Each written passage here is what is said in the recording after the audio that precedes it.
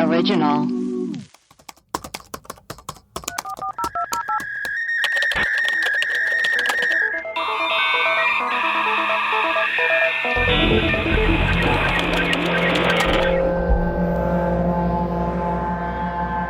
Hello, and welcome to the Webcrawlers Friday mini episode, our quarantine sods. I'm Allie Siegel. I'm Melissa Stettin. And I'm Maria. Today, we're discussing something interesting, which is where have all the serial killers gone? In addition to that, we have some other stuff.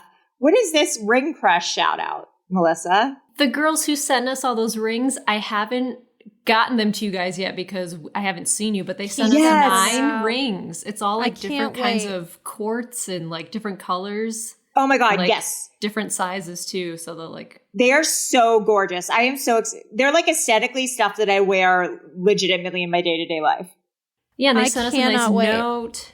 Yeah, so shout out to Ring Crush. Those what's their social media? I think it's just at Ring Crush on Instagram. Yeah. But they're fans of the show. They wrote us like a cute letter and they put a picture of a puck wedgie on it.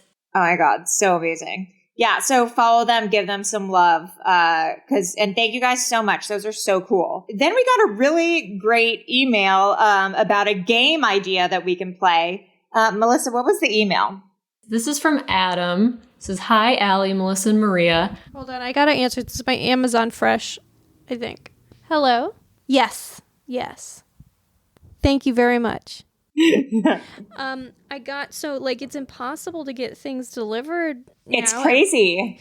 And so Craig and I just have like once in a while we'll just like refresh Amazon Fresh to see if any windows are available, and so like we just like pile in things into the cart really quickly in case, and so that's what happened. So we've got, I don't know, just like some random stuff coming, but we're gonna go on lockdown after this because we're gonna have to like disinfect everything, and it's gonna be a real to-do. Yeah, you're being intense. But yeah, I have to go to CVS soon to pick up my prescription because I tried to transfer it to the CVS that had a drive-through, said you can't transfer the prescription. Then I tried to switch it to Express Scripts to have it delivered, and it's like, sorry, your insurance doesn't cover it being switched to whatever. So I'm like, oh my God, mentally preparing to like go to the store and pick up a prescription. Wear sunglasses. Yeah. Too. I had to go to the drive-through pharmacy yesterday and it was harrowing. And then I also had to go to, oh my God, it was like the darkest moments of my life because then I had to get a probiotic at the vitamin shop and I didn't want to wait like 5 days to get it. And so I called the vitamin shop. I pre-ordered what I needed online. And I called them and I said, can I drive up? I have a weakened immune system. Can I just drive up? And can you just like put it down like outside my car? Just put it in the parking lot. And he was like, yeah, I'd be glad to. So then I drove up and he's standing there just holding this bottle of probiotics. No. And then he's like waiting for me to roll down the window. And I was like, put it on the hood. Yeah. Put it on the hood. And oh my God. On the hood, and I had a full mask on, and I had like I can't hear you. What did you say? Seriously, I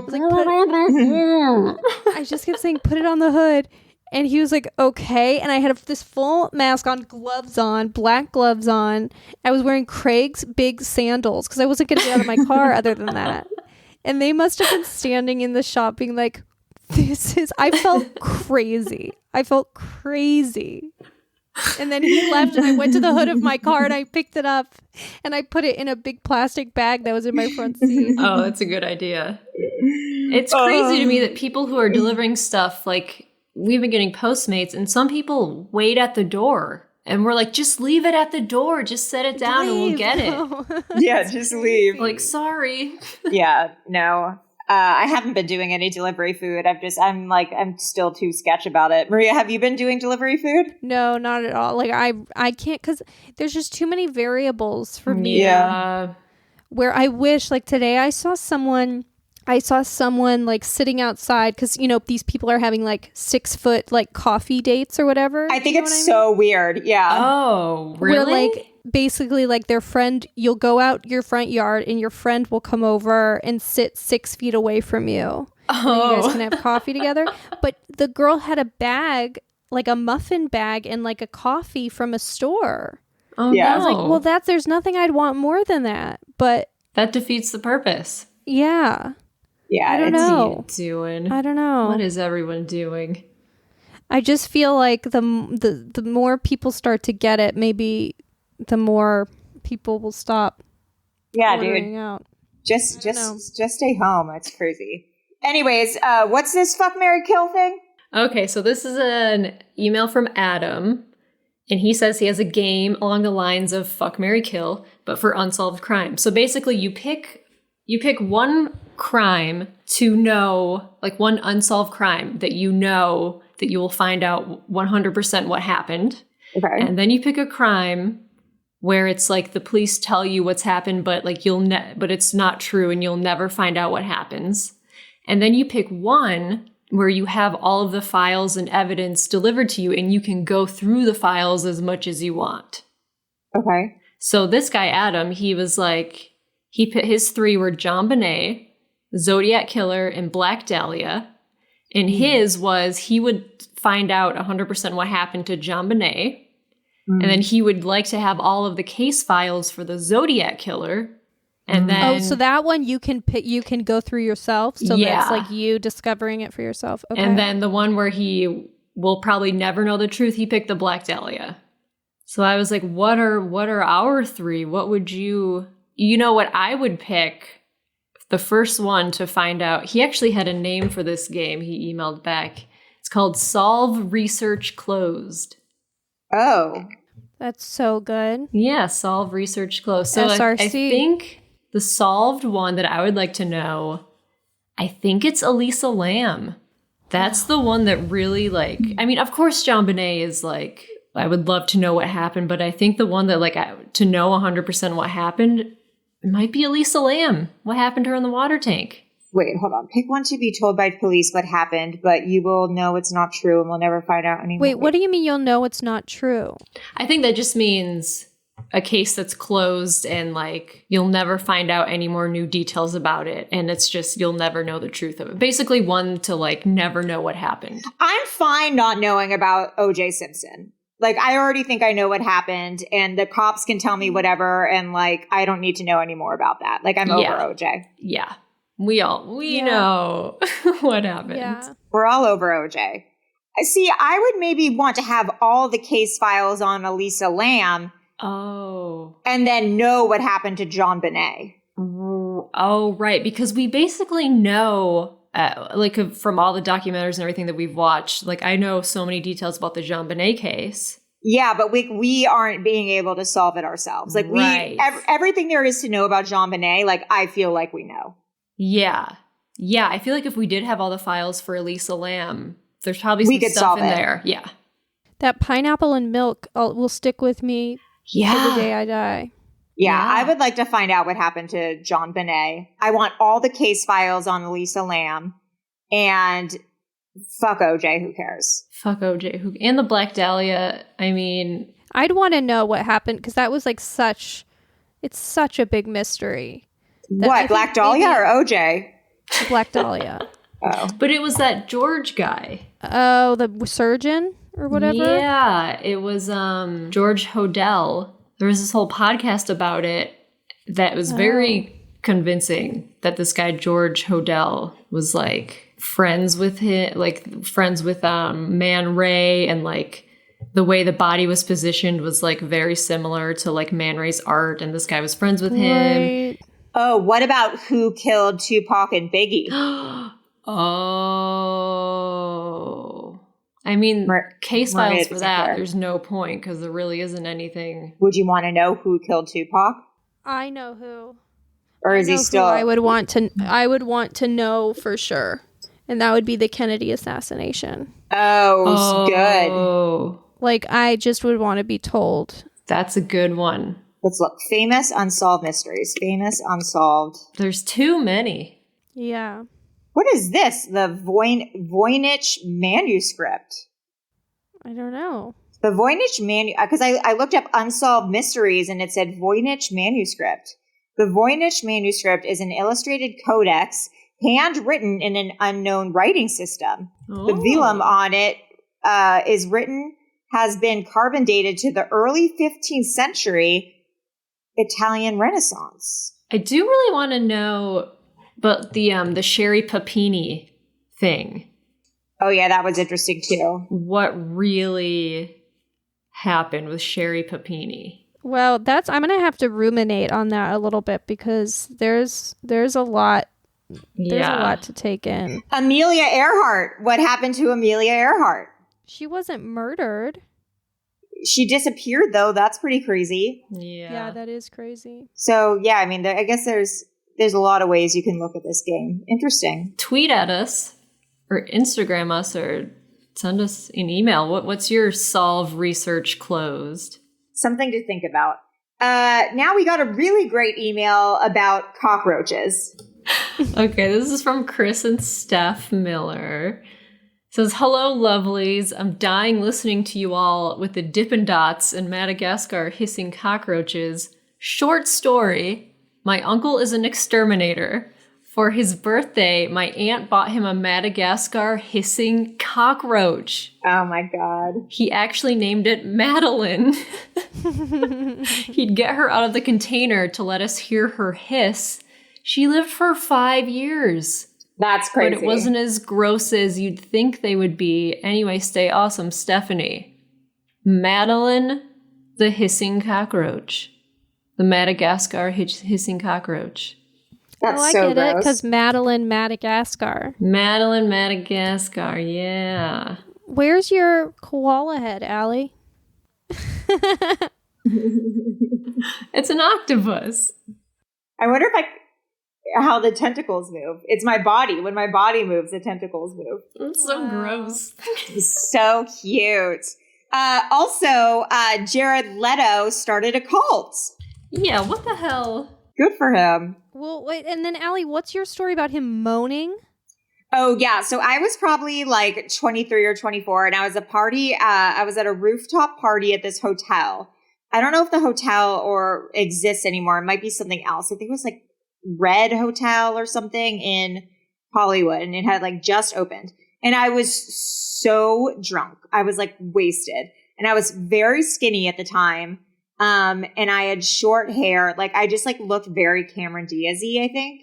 And every time I would walk past him, he'd be like, And then I was at one point standing in a circle right near him, and he was just staring at me, like eyes not moving, like crazy, just staring. Like, and when I would stare back, he would not change his gaze. And like, then I'd look away and like look at him, and he would keep staring, and he'd just be like, What like, is it that? was Is that so some sort weird. of tactic to like, it's like someone hunting their prey? Ew. I don't know. It was so creepy. And I'm sure like a lot of girls probably fall. It was so weird. It was disgusting. Ew. Yeah. Oh my God, just grunting like that is crazy. It was so weird. Like, did not say anything to me. Just like anytime I would walk by him, he'd be like, or like, Oh my God. Yeah, it was so weird. It was so gross. And then you dated him for like a year after that. Yeah, and he was Wow. my first marriage. Wow. I think he looks like the kind of guy who like I would be into, but like I know well enough. Yeah, he does. His personality is just so bad. So I didn't even read this article. It's just like he started a cult and people are calling him like, what, leader or like daddy or something weird. Jared Leader.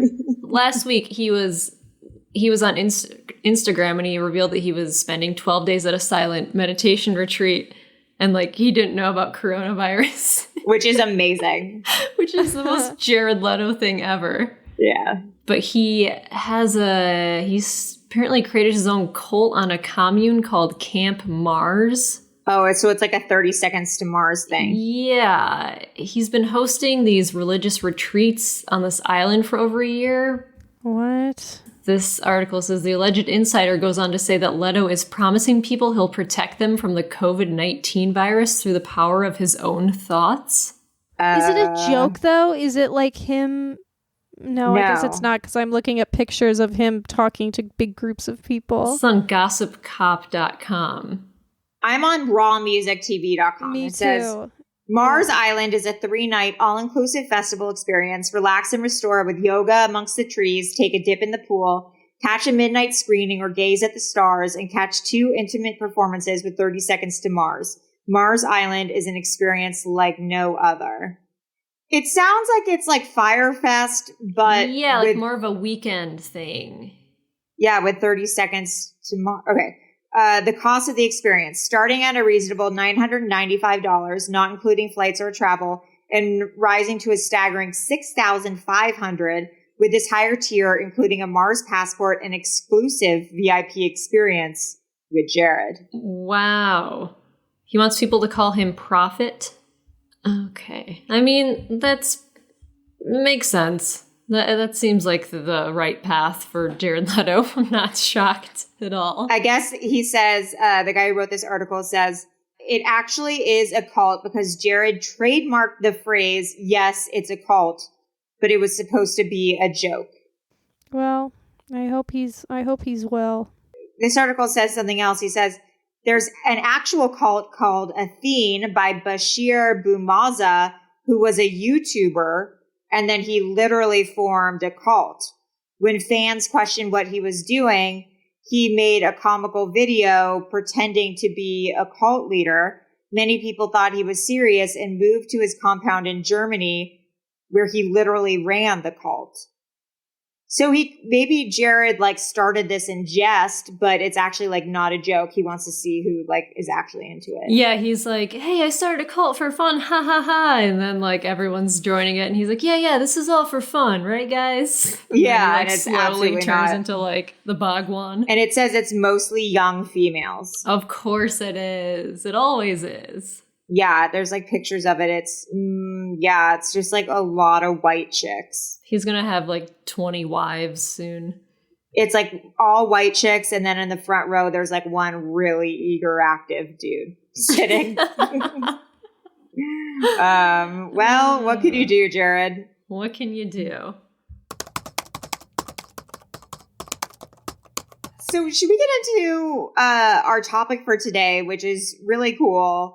Where have all the serial killers gone? We've been talking about how there's like a lot of serial killers in like the 60s and 70s and 80s, and there doesn't seem to be so many anymore. So we were thinking, where the hell did they all go? Yeah, where did they go? Because in the 70s, there were more than 500 serial murderers in the United States.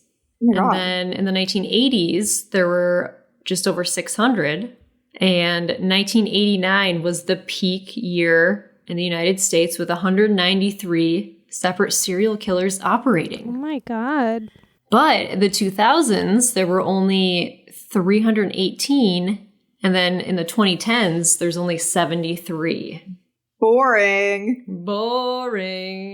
So I guess author Peter Vronsky said in The Guardian last month, it appears that we're arresting and apprehending less serial killers. And when we do apprehend them, they have a much smaller victim list per killer. So yes, there seems to be a decline in the American serial killer or in American serial killing. Either there are less serial killers or we have gotten better at catching them earlier. So then we tweeted out asking people to give us their theories. And you guys had a lot of them. We discussed a couple of them on our last episode or a week ago, the lead additives thing. Yeah. How there's less lead in gasoline and how it's causing less brain damage. And we also learned that pencils aren't made from lead at all. We did learn that. And they're made from graphite. And then abortion being legal, which is, less unwanted children and less neglected children. Right. Is one. And then World War II, fathers who have PTSD and how they might take out their anger on their children. So that was one of the reasons. So we tweeted out and then we got some good answers. Yeah, we really did. Christopher says it's harder to get away with good old-fashioned serial killing with modern technology and surveillance. So that is that's like technology, the reason why. There's security cameras, cell phone tracking. So it's a lot harder to like fly under the radar. And also, I mean, there's like DNA testing. There's, I mean, the way you profile a killer is so much more advanced now. Yeah. Yeah, DNA. Collect Horror said, even if there was a serial killer now that everybody thought was hot, you'd probably find out they tweeted something racist in 2009 and then they'd be canceled anyway. Yeah, so there's a good chance that they just like tweeted something. And that's why they never became famous. And Steve says profiling and less shitty detective work. Right. So that goes into more about like the DNA. So you can catch people more after they do a single murder rather than after they've done several, because we have like the testing and we have better practices as it comes to that. We have another one. Michael said that with added progress of technology and the surge in true crime and availability of info, the psychos are just getting better. They don't make the same mistakes anymore. They dispose of individual body parts slowly over time, over distance. Basically, they're just getting smarter. Yeah. So, I mean, that's the opposite, saying that as opposed to detectives and the FBI and police getting better, that maybe the serial killers are getting better at hiding it. Yeah, because they just watch, Forensic Files or CSI, get some good tips. Yeah. So then Mike Spano says, technology maybe, in both catching them quicker and also maybe somehow being a distraction. Yeah, technology. I think that's kind of the main one, because it's really hard to because in the 70s you could buy everything with cash, and now it's like you gotta steal a credit card and like you can be tracked easily. You gotta stay in hotels, when you're traveling around killing people.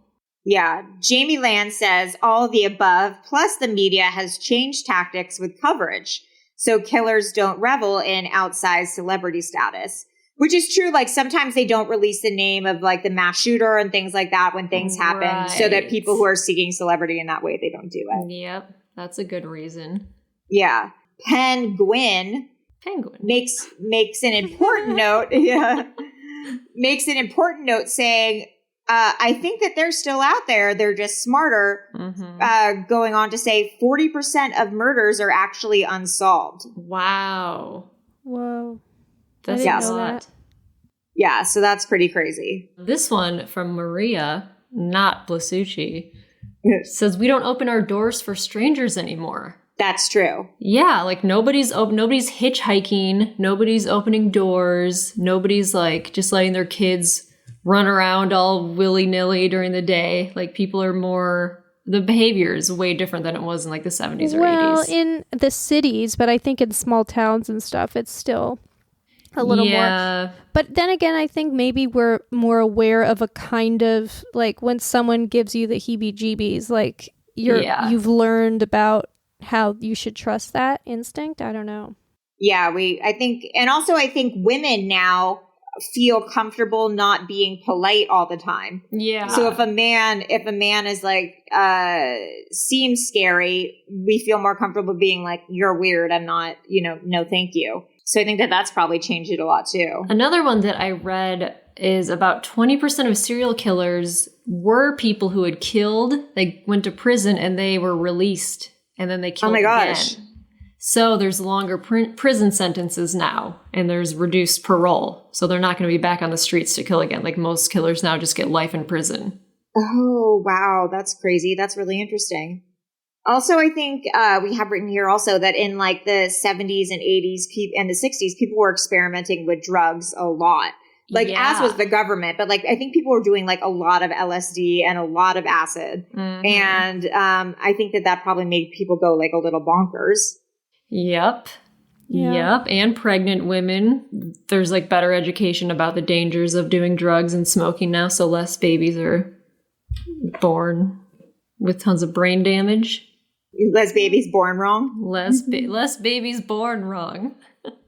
And then finally, another thing is we talked about like repressed sexuality. Is I think like a lot of these serial killers were acting out like their sexual aggression, but now with like increased porn and more openness towards, like homosexuality or bisexuality or like more fetishes, that people feel more comfortable and less repressed. So maybe there's less of an instinct to engage in these activities in unhealthy ways. Yeah, and you can look up anything on the internet. Yeah. There's this documentary series called The Killing Season that I watch, and it's about the deaths of 10 sex workers in Long Island. And this former FBI profiler guy, Peter Brent, he says that there are far less profilers working on serial killers than there used to be because they've all been transferred to counterterrorism after 9/11. Oh, interesting. So there's only 8 FBI profilers for serial killers in the United States. That's it? So he estimates that there are several hundred that they know about, but probably a lot more serial killers that they don't. Oh my God. So that's interesting. And then another forensic profiler said that there are about 20,000 women that go missing every year, most likely because of serial killers, and they're called the missing because no one's looking for them. Oh, man. Holy shit. That's crazy. Well, if you guys have any more ideas on this or have any more research or anything you can bring to the table, please email us or DM us, because this is a pretty interesting topic that we should get to the bottom of. Mm-hmm. Yeah. Now, last but not least, while you guys are all quarantined up and staying inside, we want to give you some recommendations of fun ways that you could spend your time. Melissa, what are your recs, your quarantine recs?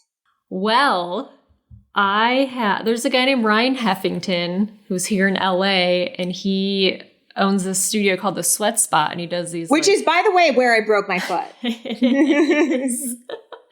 he's doing these live Instagram dance classes a couple times a week on his Instagram. And they're really easy, follow along dance classes, and it's Allie's an octopus. Yeah, her tentacles are freaking me out. They keep moving up. It's gross.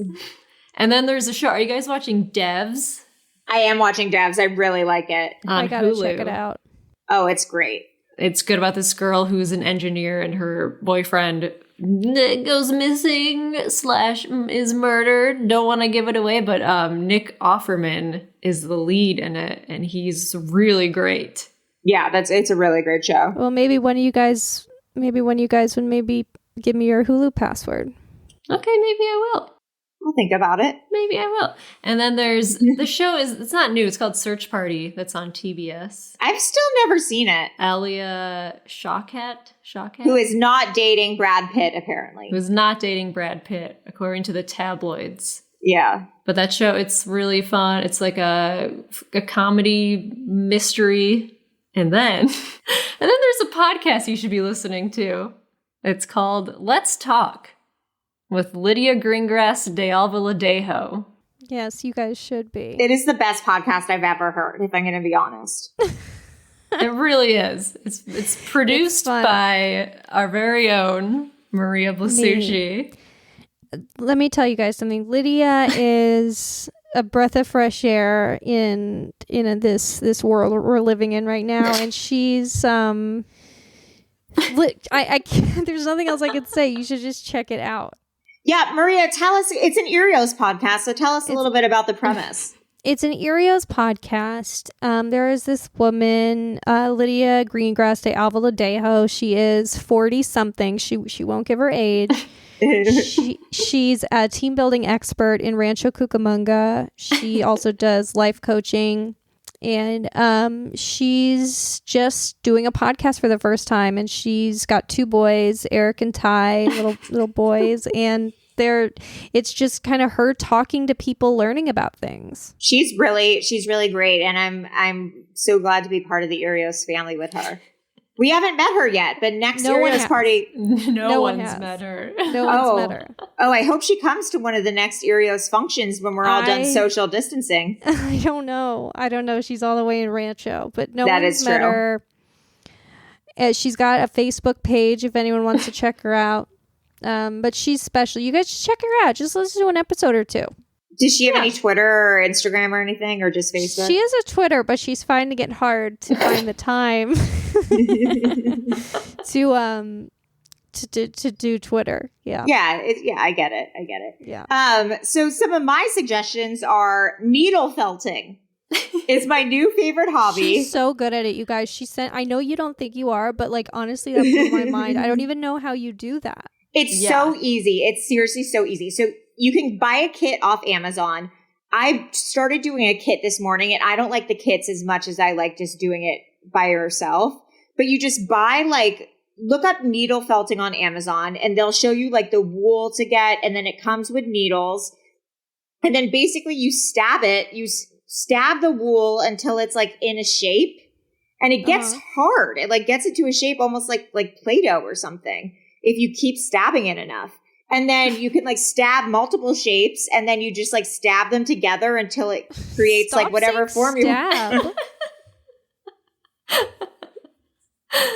What is it called? Felt wool what? Felt needling. Needle felting. Needle felting. And it's a really nice quarantine activity.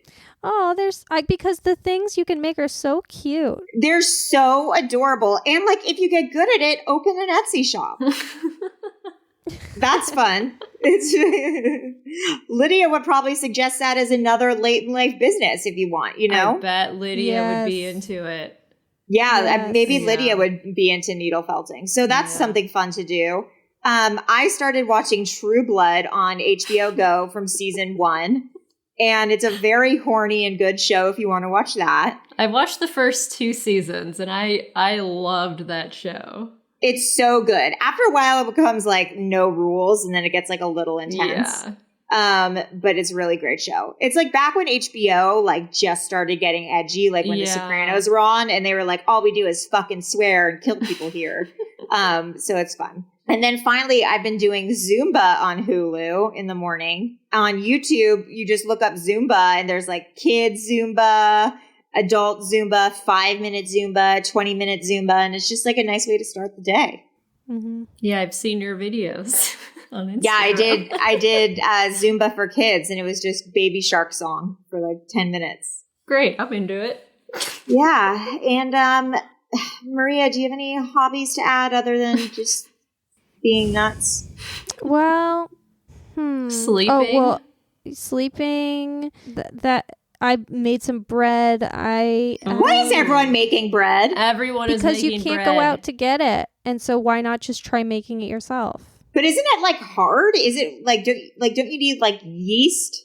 Yeah, that's what you need: yeast and flour and water and salt. That's it. For like a regular old bread, Wow. But then I want to make like a challah bread. Ooh, like that's nice. Bread. Oh, that's good. So stuff. that takes eggs as well. So and maybe I'll try getting into like croissant making. Ooh. Oh, I love. Maybe. Whoa. Maybe, who knows? Oh, I want to make pasta. Yeah. Oh, so like just like real from scratch, or just in macaroni and cheese. Macaroni and cheese. Yeah. So I think I've been I've been cooking a lot and making bread, and I'd like to try this felting thing. So for the base of the felt, it's like, do they give you a structure to then stab? So basically, they give you like a piece of foam board. And then you get like bags of different felts, and you stick the needle on the felt on top of the foam board so that you don't like ruin your table or like poke yourself or whatever. And you can either watch like a YouTube tutorial, and it will show you how to make the shapes and like how to stab it. Or there's kits that you can get that actually have almost like cookie cutters kind of. Where you just stuff the wool in the cookie cutter and then stab it till it's the shape of the cookie cutter. You should make one that looks like Asher. That's one of my plans. If I get really good, I can start taking commissions and start felt needling people's pets. Wow, I'm looking at pictures of it. These look so realistic. So how long did it take you to get that fox up and running? It probably took, I was trying to think because I wasn't paying attention. I was doing it while I was watching TV. So it probably took me 3 to 4 episodes of True Blood. So maybe like... like if you had a needle felting book or whatever, felt needling book, oh my God. Everything would be in times of how many True Blood episodes. Like literally, that's the increments of time I travel by. So maybe it took me 3 hours total to make that, but you don't notice you don't notice, like, it's not like I'm just sitting there doing it. It's like you do other stuff while you're doing it. Right. Yeah. There is this needle felting artist. You should look her up. It's Waku Neku. It's this Japanese girl. It's WAKUNECO. And what people do is they send in pictures of their cats, and then she makes them, but they're so realistic because Whoa, I'm seeing it. That's crazy. It's fascinating. And it's all needle felting, but then she also uses a little bit of real cat hair too in it, like on the surface of it. Oh my God. It's pretty amazing. Well, that's how I'm going to get rich, is I'm going to start needle felting for like thousands of dollars because she's so good and people want their pets made. So she can only do like one per month or something. Whoa, that's crazy. I have like some felt art in my house, and it costs like $250 or something crazy, one of the pieces I have. Wow. I got it when I worked at the gallery, at Gallery 1988. I got a felt art piece, and they're expensive. Yeah, because they take a lot of time.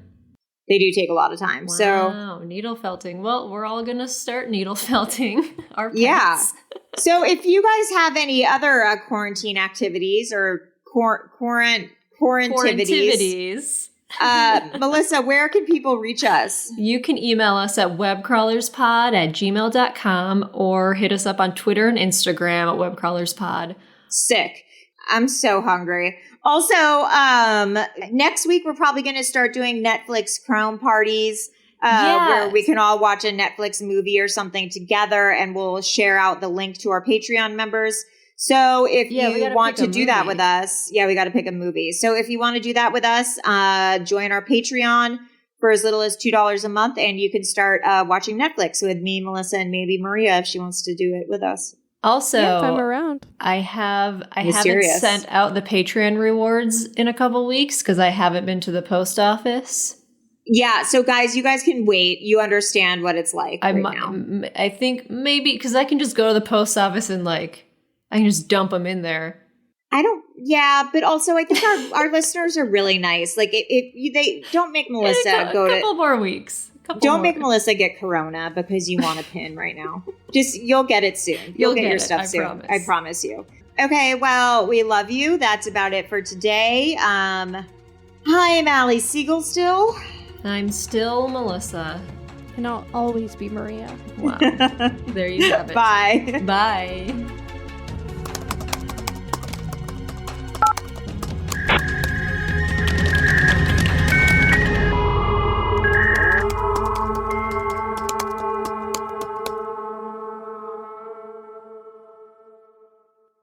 An Erios original. Powered by Acast.